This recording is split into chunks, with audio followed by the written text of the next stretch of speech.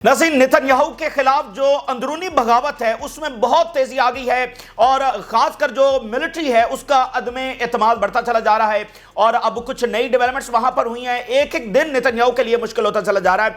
ये इजराइल की तारीख की सबसे बड़ी बगावत है जो इतने बड़े सतह के ऊपर पब्लिक से, पॉलिटिकल अपोजिशन से और सबसे बढ़कर मिलिट्री से सामने आ रही है। वो मिलिट्री जो इस वक्त बराह रास्त वहां पर लड़ रही है, जहारियत कर रही है, जुल्म कर रही है और वो पायलट्स जो वहां पर जाकर दुनिया के जदीद तरीन जंगी हथियारों से बम गिरा रहे हैं वो भी इस वक्त मुतालबा कर रहे हैं कि जंग जो है रोक देनी चाहिए। इसलिए नहीं कि उनको फलस्तीनियों के ऊपर कोई रहम आ गया है, इसलिए क्योंकि वो इसके इख्तिताम पर अपनी तबाही देख रहे हैं, इसके इख्तिताम पर वो अपने लिए कोई फतह नहीं देख रहे हैं।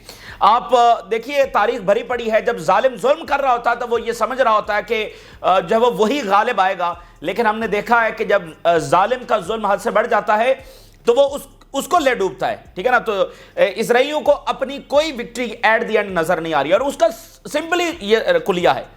इजराइल की डॉक्ट्रिन ये है कि वो फॉर सेंचुरीज यहां पर रहेगा, लेकिन जो वायलेंस वो इस वक्त क्रिएट कर रहे हैं, क्या इस वायलेंस के साथ जब इजराइल यहां पर रह सकता है?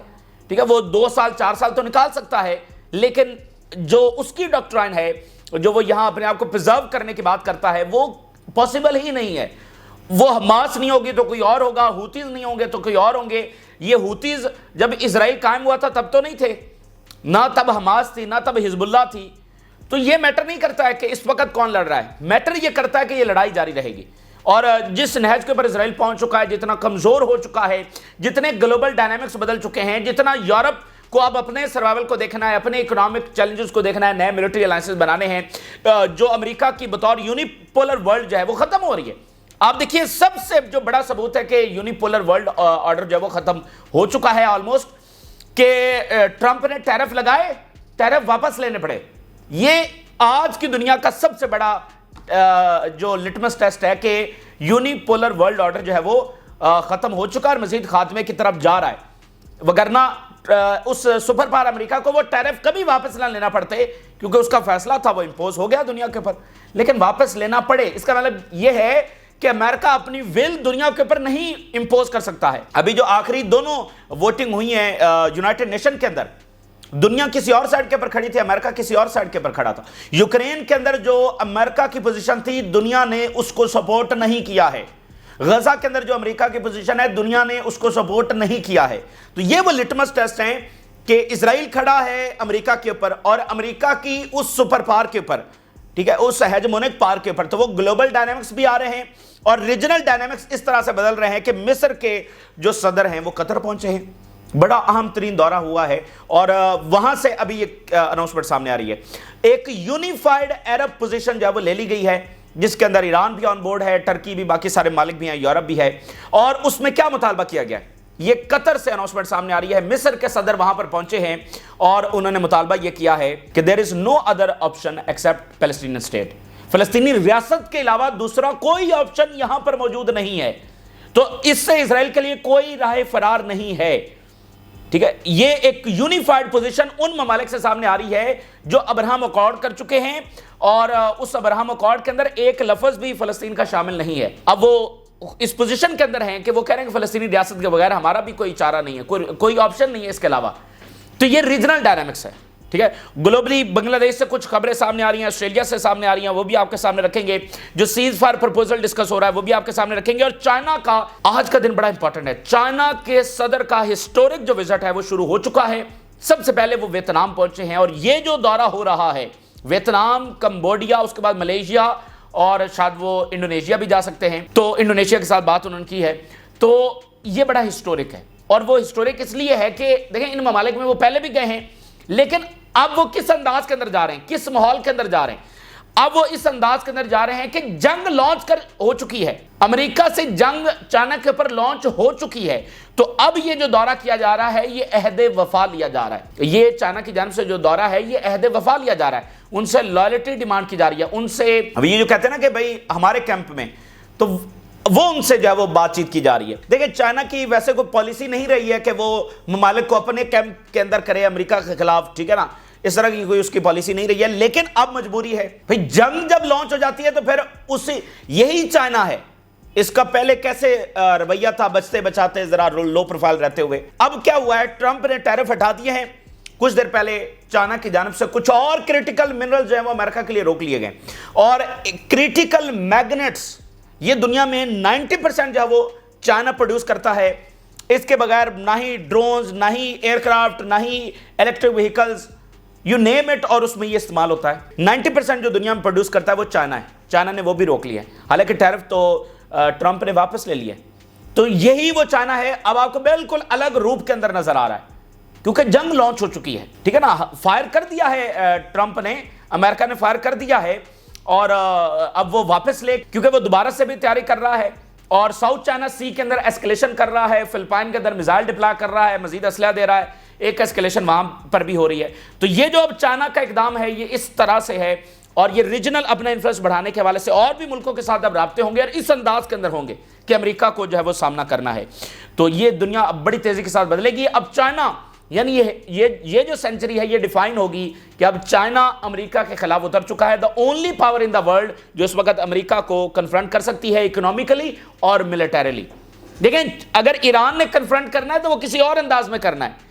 ईरान ने करना है कि वो एक लंबी गोरिल्ला जंग छेड़ देगा, और ईरान की भी बहुत सारी तबाही होगी, लेकिन एट द एंड 5 साल बाद, 10 साल बाद, 15 साल बाद, 20 साल बाद, एट द एंड ईरान यकीनी बनाएगा कि वो अमेरिका को यहां से डिफीट दे। तो उसकी जंग की नोयत मुख्तलिफ है। ईरान की आर्मी और अमेरिका की आर्मी का कोई मुकाबला नहीं है।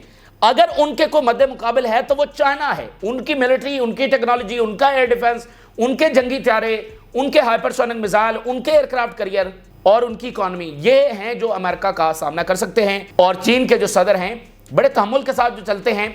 आप देखिए, हर जगह पर कोई उनका पॉलिसी स्टेटमेंट नहीं आता कि इधर भी टांग अड़ाई, उधर भी टांग अड़ाई, कहीं ह्यूमन राइट्स के अंदर चैंपियन बनना, कहीं पर उनके बॉर्डर इशूज के अंदर, हर जगह पर जैसे अमेरिका टांग अड़ाता है, चीन हर जगह स्टेटमेंट नहीं जारी करता है। लेकिन अब वही चीन के सदर जो हैं वो किसी और रूप के अंदर नजर आ रहे हैं दुनिया को। तो ये तमाम सूरत हाल है। अगर जो इसराइल के अंदर की इस वक्त डेवलपमेंट सामने आ रही है बहुत ही गैर मामूली, मैं हेडलाइंस आपके सामने रखता हूं। नाज़रीन, कुछ नए जो ग्रेजुएट्स हैं उनकी जानिब से मुतालबा कर दिया गया है, इसराइली मीडिया बता रहा है। अब ये एक पूरी लहर है जो पायलट से शुरू होती है और एक एक दिन नई नई डेवलपमेंट होती चली जा रही है। इस वक्त नेतन्याहू शदीद प्रेशर के अंदर है। अभी जो नई डेवलपमेंट हुई है, 2 डेवलपमेंट्स है। एक देखिए, more than 170 graduates of the military intelligence directorate join the protest and calls to stop the war and release prisoners। 170 military intelligence के जो ग्रेजुएट्स हैं, अभी वो पास आउट हुए हैं और उन्होंने जाकर आगे सर्विसेज देना है, वो ग्रेजुएट होकर जो है वो क्या मुतालबा कर रहे हैं, जंगबंदी का मुतालबा कर रहे हैं। और हम ये सोल्जर्स की बात नहीं कर रहे हैं, ये मिलिट्री इंटेलिजेंस के 170 लोगों की बात कर रहे हैं। तो ये अब की बहुत बड़ी खबर है। और पिछले वीडियो में हमने आपके सामने रखा कि इजरायली आर्मी चीफ ये कह रहा है कि हमें फाइटर्स की शदीद कमी इस वक्त हो चुकी है और इस तरह हम गजा में कोई अचीवमेंट हासिल नहीं कर सकते। दूसरी खबर देखिए, 1600 प्लस इजरायली एक्स ट्रूप्स अर्ज captive return ending war in Gaza. 1600 x Israeli जो ट्रूप्स हैं उन्होंने जंगबंदी का जो है मुतालबा कर दिया। यानी आप देखें कि मिलिट्री से इस बड़े स्केल की, चाहे वो हाजिर सर्विस हो, चाहे वो रिजर्व हो और चाहे वो रिटायर्ड हो, और इसके अलावा बाकी तमाम शोबों से, यूनिवर्सिटी से, डॉक्टर से, बिजनेस कम्युनिटी, एक एक जगह से, और पब्लिक तो वैसे निकली हुई है, एक एक जगह से इस बड़े स्केल की ये मुज़ाहमत सामने आना। और इस वजह से सामने नहीं आना कि उनको फ़लस्तीनियों से कोई हमदर्दी हो गई है, इस वजह से नहीं आना कि वो कोई ग्रेटर इजराइल के मुतालबे से या उस इंटेंशन से पीछे हट गए। नहीं, ऐसी कोई चीज़ नहीं है। उनको अपनी तबाही नज़र आ रही है। 1700 मिलियनेयर जो है वो इसराइल को छोड़ चुके हैं और कई टेक एक्सपर्ट जो है वो वहाँ से जा रहे हैं और इसराइल एक इनसिक्योर मुल्क के तौर पर स्टैब्लिश हो चुका है। इसके अलावा फॉर्मर इजरायली आर्मी चीफ का स्टेटमेंट देखिए। Former Israeli army chief, Netanyahu is a direct threat to Israel security. ये इसराइल के अंदर ये बात स्टैब्लिश हो रहा है। हालांकि नेतन्याहू इसराइल का वॉर हीरो होना चाहिए था, लेकिन वो कह रहे हैं कि ये इसराइल के लिए डायरेक्ट सिक्योरिटी थ्रेट बन चुका है। इसकी जंग जो वो इसराइल को फायदा नहीं दे रही है। तो ये एक बड़ी चीज है। अच्छा, एक और बड़ी इंटरेस्टिंग चीज है, इसराइल से ये बात सामने आ रही है, बड़ा इंटरेस्टिंग ये मामला है। जरा देखिए, Israel should ask the United States to ban uranium enrichment on Saudi soil if it concludes any nuclear cooperation agreement with Riyadh। जो फॉर्मर बाइडेन एडमिनिस्ट्रेशन थी, जिसका जो नेशनल सिक्योरिटी एडवाइजर था जैक सल्वन, उसने स्टेटमेंट जारी की थी कि सऊदी अरेबिया के साथ कोई हम डिफेंस पैक्ट नहीं करेंगे जब तक सऊदी अरेबिया यह ऐलान नहीं कर देता कि वो इजराइल के साथ नॉर्मलाइजेशन करेगा। अच्छा, सऊदी अरेबिया इजराइल के साथ नॉर्मलाइजेशन चाहता है, लेकिन सऊदी अरेबिया उनको यह बात कन्वे कर रहा था कि हम अनाउंसमेंट नहीं कर सकते, क्योंकि अब एक ऐसी सूरत हाल पैदा हो गई है जो कुछ गजा के अंदर हुआ है, इसके बाद हमारे पास कोई गुंजाइश नहीं है। अब इसका हल सिर्फ एक है कि आप फलस्तीनी रियासत बनाएं, फिर हमें वो गुंजाइश हमारे पास पैदा होगी कि हम इजराइल के साथ जाकर खड़े हों। तो इसलिए हमारे ऊपर ये बोझ ना डाला जाए। लेकिन जैक सल्वन ने कहा तुम्हारे साथ डिफेंस पैक्ट तब ही होगा जब तुम इजराइल को तस्लीम करोगे। तो आज क्या हो रहा है? आज इजराइल ये कह रहा है कि अमेरिका को चाहिए कि वो सऊदी अरब से ये बात मनवाए। तो इसका मतलब क्या है? इसका मतलब यह है कि सऊदी अरेबिया के साथ अमेरिका डिफेंस पैक्ट कर रहा है इजराइल की बात किए बगैर। और वो क्यों कर रहा है? क्योंकि सऊदी अरेबिया को चाइना ने ऑफर की है, हम आपके साथ डिफेंस पैक्ट करने के लिए तैयार हैं, जो सिविल न्यूक्लियर एनर्जी प्रोग्राम है वो हम आपके लिए रन करने के लिए तैयार हैं। ठीक है, तो अमेरिका के लिए अब ये चूज करना है और उन्होंने कर लिया है चूज। फिलहाल उसमें नॉर्मलाइजेशन जब डिस्कस नहीं हो रही है। ठीक है, तो ये इजराइल से आप देखें ना, वो खुद इस बात को डिस्कस कर रहे हैं कि ना हमारे हवाले से कोई कमिटमेंट ही नहीं ली जा रही सऊदी अरेबिया से। ठीक है ना, हमारे हवाले से, क्योंकि जो सारी मिडिल ईस्ट की पॉलिसी बनती है, जैसे बुश ने कहा था कि हम ईरान के ऊपर अटैक करेंगे जस्ट फॉर इजराइल, ईरान से हमें कोई खतरा नहीं है, ईरान हमारे कोई थ्रेट नहीं है, हमारे लिए कोई ऐसी ताकत नहीं है कि वो हमें कन्फ्रंट कर सके, हमने सिर्फ हमला इजराइल के लिए करना है। तो जो भी पॉलिसी बनती है, बशार अल असद को उठाया गया, इराक, लीबिया, ये सारा कुछ जो हुआ ये इजराइल के लिए था। लेकिन अब वो कह रहे हैं नहीं, ये इजराइल की तो कोई बात ही इसमें नहीं हो रही। ठीक है, तो ये बहरहाल इजराइल को भी नजर आ रहा है। और वजह सिर्फ यह है कि दुनिया बदल रही है। जैसे निक्सन ने कहा था कि इजराइल को ब्लैंक चेक मत देना, बाकी जो मिडिल ईस्ट के मालिक हैं उनके साथ अपने इंटरेस्ट के मुताबिक ताल्लुकात कायम रखना। लेकिन चूंकि यूनिपोलर वर्ल्ड थी, तो अगर मिडिल ईस्ट के ममालिक की तरफ अमेरिका ने तवज्जो नहीं भी दी तो मिडिल ईस्ट के ममालिक के पास कोई दूसरा ऑप्शन नहीं था। आज उनके पास दूसरा ऑप्शन है। तो इसलिए अगर अमेरिका को इनको अपने कैंप में रखना है तो फिर इनकी बात सुनना पड़ेगी। और वो मैं आगे चलकर आपके सामने रखता हूं कि यूनिफाइड पोजीशन जब वो अरब वर्ल्ड की जानिब से ले ली गई है, इसी अरब वर्ल्ड ने अब्राहम अकॉर्ड किया और वो इसका दूसरा फेज करने के लिए भी तैयार थे। ठीक है, अब भी हैं, लेकिन अब मसला ये आ गया है कि वो कह रहे हैं कि हम फलस्तीनी रियासत हमारा मुतालबा है, इसके बगैर हम सर्वाइव नहीं कर सकते। ठीक है, तो ये बुनियादी तब्दीली जो है वो आई है।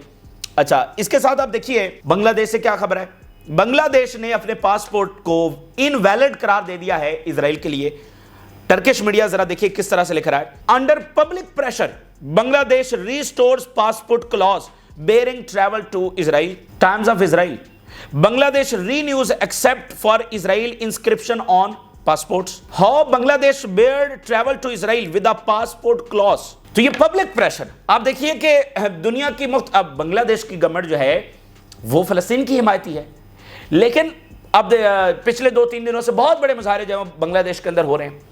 तो गवर्नमेंट जो है वो पूरी दुनिया की वो अंडर प्रेशर आ रही हैं। और एक बड़ी इंटरेस्टिंग चीज आप नोट करें, इससे पहले जितने बड़े मुजाहरे हुए हैं वो सारे वेस्ट के अंदर हुए हैं, अब भी हो रहे हैं। लेकिन अब जो इस्लामी ममालिक हैं उनके अंदर भी बड़े बड़े मुजाहरे जो है इस वक्त शुरू हो चुके हैं। ठीक है ना, तो अब ये तमाम, मिसाल के तौर पर आप देखिए पाकिस्तान में क्या हो रहा है, एक क्रिकेट लीग जारी है और उसके ऊपर पाकिस्तान के लोग बायकॉट कर रहे हैं कुछ प्रोडक्ट्स की वजह से। तो अब देखें ऐसी कौन सी जंग होती है दुनिया में, ये सिर्फ गजा ही के लिए दुनिया की ये हिमायत है, वगरना यूक्रेन की जंग भी जारी है कि उस पर कोई ऐसा एक मुल्क में कोई किसी चीज का बायकॉट कर रहा है, कोई मुजाहरे कर रहा है, कोई कुछ कर रहा है। हर बंदा अपनी कैपेसिटी में, हर कौम अपनी कैपेसिटी में कुछ ना कुछ कर रही है। ठीक है, गवर्नमेंट्स नहीं कर रही, लोग कर रहे हैं। तो अब गवर्नमेंट्स के ऊपर प्रेशर आ रहा है। जैसे जो बांग्लादेश की गवर्नमेंट है उन्होंने अंडर पब्लिक प्रेशर वो पासपोर्ट के ऊपर उन्होंने ऐड कर दिया कि अभी इजराइल के लिए वैलिड नहीं है। तो बांग्लादेश इजराइल के ऊपर हमला तो नहीं कर सकता, जितना कर सकता है उसने किया। तो बात करने का मतलब यह है कि अगर आप फिलिस्तीन का मसला हल नहीं करते तो पूरी दुनिया के अंदर यह टर्मोइल है, और अगर पूरी दुनिया के अंदर है तो मिडिल ईस्ट के अंदर स्टेबिलिटी कैसे आ सकती है।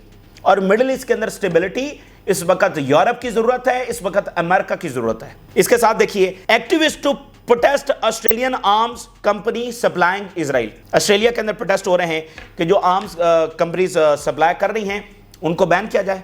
ठीक है, बांग्लादेश और ऑस्ट्रेलिया जो इजराइल का हिमायती, लेकिन आप देख लीजिए लोग वहां पर भी निकले हुए हैं, तो ये सूरत हाल होगी। अब जरा देखिए इजिप्ट के जो सदर हैं, जहां पर मैक्रोन आए और वहां पर ज्वाइंट कॉल हुई ट्रंप को, उसके बाद एक सीज फायर प्रपोजल आया जिसको अब डिस्कस किया जा रहा है और फ्रांस पूरी तरह से इन्वॉल्व है। तो इजिप्ट के जो सदर हैं वो कतर पहुंचे हैं और बड़ा जबरदस्त इस वक्त उनका दौरा जारी है और जो स्टेटमेंट्स वहां से सामने आ रही हैं बहुत गैर मामूली हैं और एक ज्वाइंट पोजीशन जो है, एक यूनिफाइड अरब पोजीशन जो है वो ले ली गई है। जरा हेडलाइंस में आपके सामने रखता हूं, इजिप्ट और कतर की joint statement. We stress the centrality of the Palestinian issue as the Arabs primary cause, यानी कि अरब्स का सबसे प्राइमरी कॉज क्या है? कहीं पर इन्वेस्टमेंट नहीं है, कहीं पर कोई दूसरा कॉरिडोर नहीं है, कहीं पर कोई ऑयल पाइपलाइन नहीं है। अरब्स वर्ल्ड का प्राइमरी कॉज क्या है? फलस्तीनी रियासत। ये अब्राहम अकॉर्ड से पहले ये अरब्स का प्राइमरी कॉज था, उसके बाद नहीं था। अब ये रिवर्सल हो रहा है, एक यूनिफाइड पोजीशन अरब्स के सामने आ रही है कि हमारा प्राइमरी कॉज जो है वो फलस्तीनी रियासत है। और वो क्यों है, मैंने आपके सामने सारी हिस्ट्री रख दी है। अब जो जंग हुई है, जो जारियत जुल्म वहां पर किया गया है, इन ममालिक के पास अब वो गुंजाइश नहीं है। ठीक है, बुनियादी बात ये है। We affirm are firm support position on the rights of the Palestinian people, foremost among them their right to establish their independent state।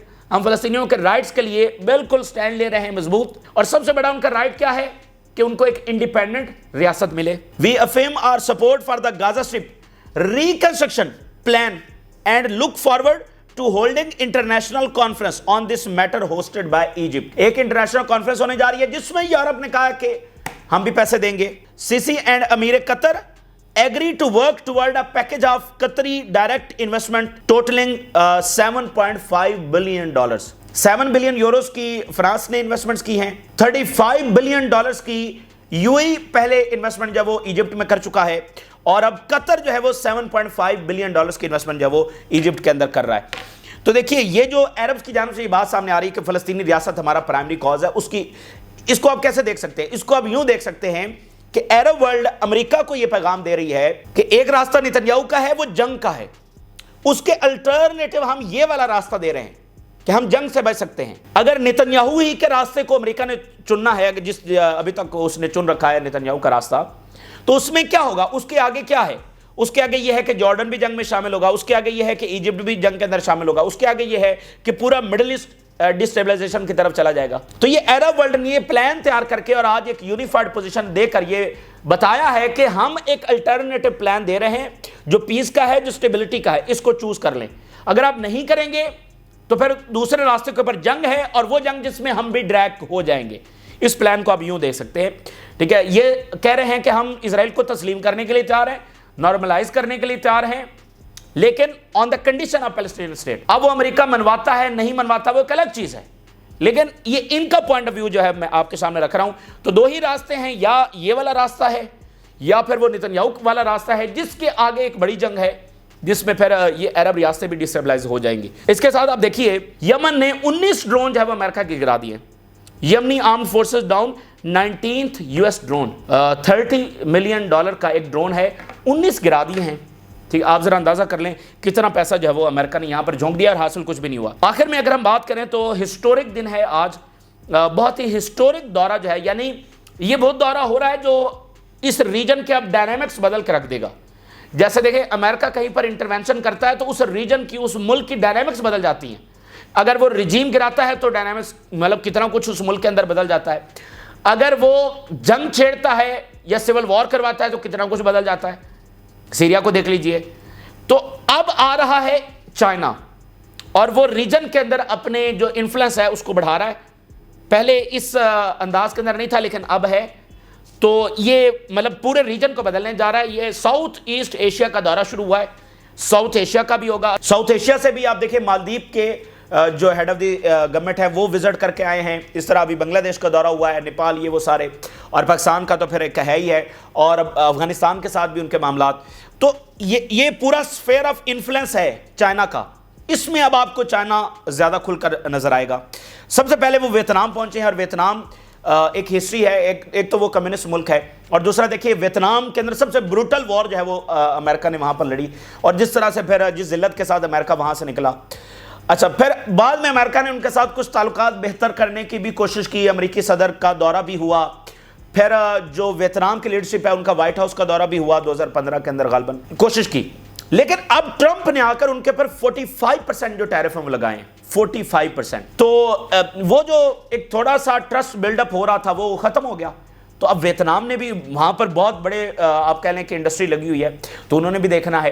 तो ये इस तनाजुर के अंदर मतलब चाइना भी कम्युनिस्ट, वियतनाम भी कम्युनिस्ट, और एक हिस्ट्री और बॉर्डर लगता है वियतनाम का चाइना के साथ। तो यहां पर देखें ना जो स्टेटमेंट आई है वियतनाम में खड़े होकर चाइना के प्रेसिडेंट की, president Xi Jinping warns protectionism leads nowhere during Vietnam visit. Protectionism इसको कहते हैं, जो अमेरिका है ना, ये जो उसकी पॉलिसी है ये प्रोटेक्शनिज्म है कि बस अपने आप को बचाओ, चाहे जितना मर्जी इनजस्टिस करो, जैसे मर्जी टैरिफ लगाओ, जो मर्जी करो, बस अपने आप को प्रोटेक्ट करो। ये प्रोटेक्शनिज्म जो है वो 1930 के अंदर कहीं अमेरिका में नजर आया था, और उसका नतीजा भी उल्टा ही निकला था। उस वक्त भी इसी तरह टैरिफ वगैरह लगाए। तो प्रोटेक्शनिज्म में आप अपने आप को बचाते हैं at the cost of others. तो ये मतलब फ्री ट्रेड, अब देखिए ना अमेरिका खुद चैंपियन था फ्री ट्रेड का, इन तमाम डेकेड्स के अंदर डेमोक्रेसी का चैंपियन था, फ्री ट्रेड का चैंपियन था, और अब सबसे ज्यादा अमेरिका खुद ही उस चीज से पीछे हट रहा है। फिर देखिए China to resolutely safeguard the multi trade system, stable global industrial and supply chains and open and cooperate international environment. ये बड़ी इंपॉर्टेंट लाइंस हैं। देखिए जो मल्टी ट्रेड सिस्टम है उसको सेफगार्ड कौन करता है? चाइना नहीं करता है, अमेरिका करता है। और जो ग्लोबल इंडस्ट्री की सप्लाई और चेन है उसको कौन मैनेज करता है? अमेरिका करता है। जो मैरीटाइम की सिक्योरिटी है कौन देखता है? अमेरिका देखता है। ठीक है, अब कोऑपरेटिव इंटरनेशनल एनवायरनमेंट ये कौन क्रिएट करता है? अमेरिका। मैंने आपको बताया ना कि चैंपियन ऑफ फ्री ट्रेड। अब ये कौन करेगा? चाइना कह रहा है हम करेंगे और अपनी इत्तेहादियों के साथ मिलकर करेंगे। इसी को तो आप मल्टीपोलर वर्ल्ड ऑर्डर कहेंगे, और क्या कहेंगे? यही तो मल्टीपोलर वर्ल्ड ऑर्डर है, ठीक है ना। तो वो यूनिपोलर वर्ल्ड ऑर्डर जिसमें सब चीजें अमेरिका कंट्रोल करता है समुद्रों की सिक्योरिटी के नाम के ऊपर। और अब देखिए अमेरिका की कमांड्स है ना, ये जनाब सेंटकॉम है, मिडिल ईस्ट को देखती है, ये अफ्रीकन कमांड है, ये यूरोपियन कमांड है, ये साउथ चाइना पैसिफिक कमांड है, और तो दुनिया में किसी की कमांड्स नहीं है। तो वही कंट्रोल करता है ना सारी दुनिया को। लेकिन अब चाइना कह रहा है कि नहीं, अब हम कंट्रोल करेंगे अपने इत्तेहादियों से। China just cut off rare earth magnets and US factories are sweating. इसके अंदर electric cars, fighter jets, drones, missiles, ये तमाम चीजें इन मैग्नेट्स के बगैर नहीं बनाई जाती। और 90% जो है ये चाइना प्रोड्यूस करता है, यानी एक्सक्लूसिव कंट्रोल है चाइना का। ये वो चीज नहीं है जो जगह जगह से मिलती है, 90% चाइना कंट्रोल करता है। और अमेरिका इसके बाद मतलब कैसे सर्वाइव करेगा? इलेक्ट्रिक व्हीकल्स, फाइटर जेट्स, एक एक चीज के अंदर ये इस्तेमाल होता है। और ये आज अनाउंसमेंट हुई, आप देखिए ट्रंप ने तो टैरिफ वापस ले लिए, लेकिन चाइना फिर भी कर रहा है। चाइना ने ना कोई कॉल की, बल्कि रेयर अर्थ मिनरल्स को स्टॉप कर रहा है, उनके ऊपर जो है वो सैंक्शन लगा रहा है। तो ये बड़ी गैर मामूली डेवलपमेंट है ना। अमेरिका कह रहा है कि कॉल करे मुझे, वो कॉल नहीं कर रहे। टैरिफ ट्रंप ने हटा भी दिए, इतनी हजीमत भी हो गई, चाइना फिर भी लगा रहा है। तो इसका मतलब वो मैदान में आ चुके हैं। Now it's a high stake staring contest and nobody wants to blink. और कल यूएस डिफेंस सेक्रेटरी ने चाइना को एक थ्रेट कहा, जिसके जवाब में अभी बयान सामने आया है। These remarks are full of ideological bias of cold war mentality. China America से कह रहा है कि कोल्ड वॉर मेंटालिटी से निकल आओ, ठीक है। तो ये जनाब इस वक्त की सूरत हाल है। और इधर यूक्रेन की जंग भी बिगड़ रही है, और वहां पर मिलिट्री एडवाइजर भेजने की बात हो रही है यूरोप से, उसके ऊपर भी हम तफसीली डिस्कस करेंगे। लेकिन ये जनाब मिडिल ईस्ट की एक यूनिफाइड पोजीशन, और वो क्यों है? क्योंकि ये मुल्क खुद जंग के अंदर ड्रैग हो जाएंगे, इसलिए वो अमेरिका को कह रहे हैं कि यही असल रास्ता है, वगरना फिर हम मजबूर होंगे। बहुत सारे ब्रिक्स की तरफ जा चुके हैं, इजिप्ट चाइना से जंगी तैयारी खरीद रहा है, ठीक है। तो वो एक रास्ता दे रहे हैं, नहीं तो फिर यहां पर पता है क्या होना, यहां पर एक प्रॉक्सी वॉर होगी। पता नहीं सऊदी अरेबिया भी किसी को सपोर्ट कर रहा होगा, किसी तंजीम को नीचे से पैसा दे रहे होंगे, इजिप्ट भी कर रहा होगा, जॉर्डन भी कर रहा होगा, ठीक है। बराह रास्त तो लड़ने की इनकी सलाहियत नहीं है, तो इनके मुल्क ड्रैग हो जाएंगे मुख्तलिफ अंदाज के अंदर, ठीक है। तो ये बहरहाल इस वक्त की सूरत हाल है। देखते हैं मामला किस तरफ जाते हैं। और ईरान टॉक्स, उधर से धमकियां भी आ रही हैं, न्यूक्लियर की तैयारी भी हमने आपके सामने रखा, वो भी हो रहा है। तो काफी क्रूशल और डिसाइडिंग टाइम है, हर हवाले से डिसाइडिंग टाइम है, रीजन के हवाले से भी और दुनिया के हवाले से भी। और मैप्स रीड्रॉ हो रहे हैं, एक नई दुनिया इस जंग के इख्तिताम पर तश्कील में आएगी। जैसे कोल्ड वॉर के इख्तिताम पर नई दुनिया बनी, वर्ल्ड वॉर के इख्तिताम पर और इस जंग के इख्तिताम पर भी आप बिल्कुल नई दुनिया देखेंगे। तो ये तफसीलात हैं, आप अपनी राय से आगाह करें। इजाज़त, अल्लाह हाफिज़।